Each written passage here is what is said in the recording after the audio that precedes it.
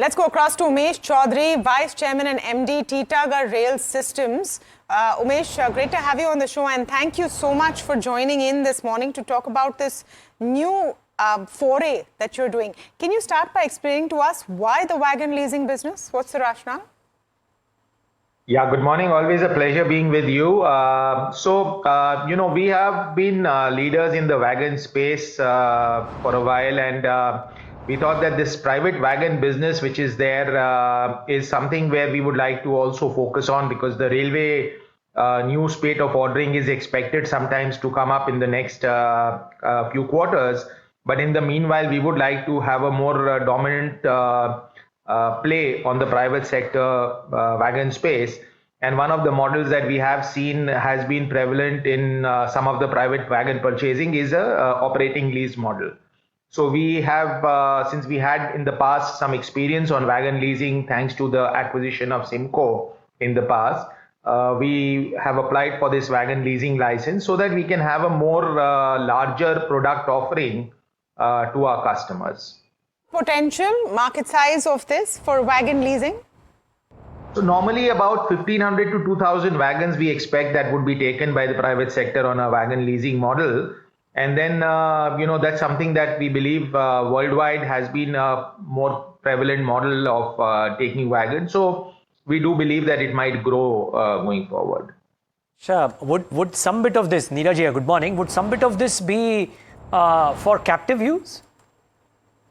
No, this is not for captive use for us as such, but This would be only for the client. So we would be primarily focusing on operating lease model, Neeraj, and not on a financial lease model. So that's not the whole idea. Then again, there is a possibility of the wagon maintenance getting opened up. So if the ownership of the wagon remains with us by way of a wagon lease model, that also opens up the wagon maintenance business opportunity in a much more significant manner. Okay, by the way, as we speak, even the Sensex is at record highs now. So keep that in mind. It's a great day for the market. It's a great day to talk to Umesh Chaudhary as well.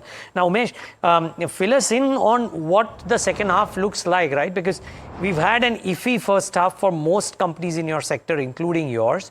And as things stand from what you were 2 years ago, you've expanded into a number of horizontals or verticals, as you may like to say, right?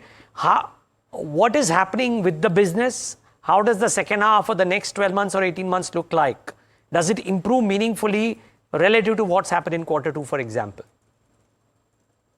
So absolutely, Neeraj, the Q1 and to a great extent Q2 has been very badly affected because of the non-availability of wheel sets, and we believe that this is something which is now completely a thing of the past for two reasons. One is that the problem of the rail wheel factory has been resolved, and the second is that by Q4 of this year or Q1 of next year, the joint venture that we have with Ramakrishna Forging for the wheel plant, for setting up the wheel plant, that will be operationalized.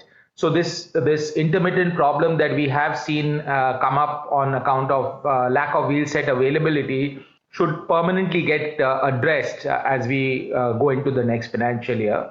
As far as the passenger side is concerned, this is the period, as was being mentioned by your colleague, this is the period FY27 is where the transformation really happens, and then it stabilizes to a new level in FY28.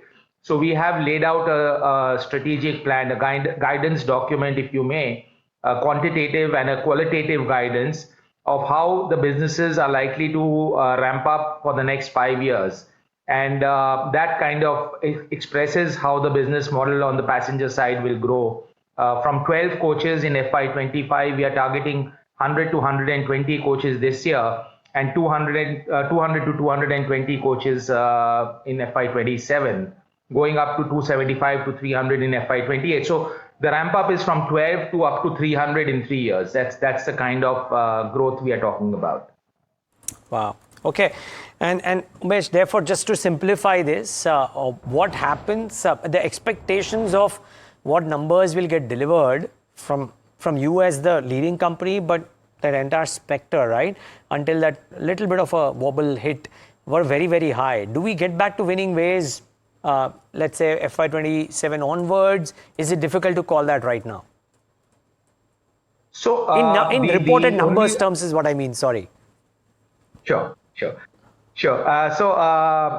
Neeraj, as far as the passenger side is concerned, up to FY28 for one of the SBU, which is the Metro SBU, we are already backed up by confirmed orders.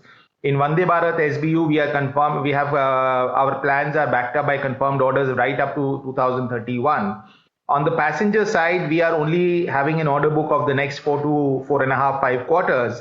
So we are expecting the new spate of the tenders, and we are hoping that should come out soon.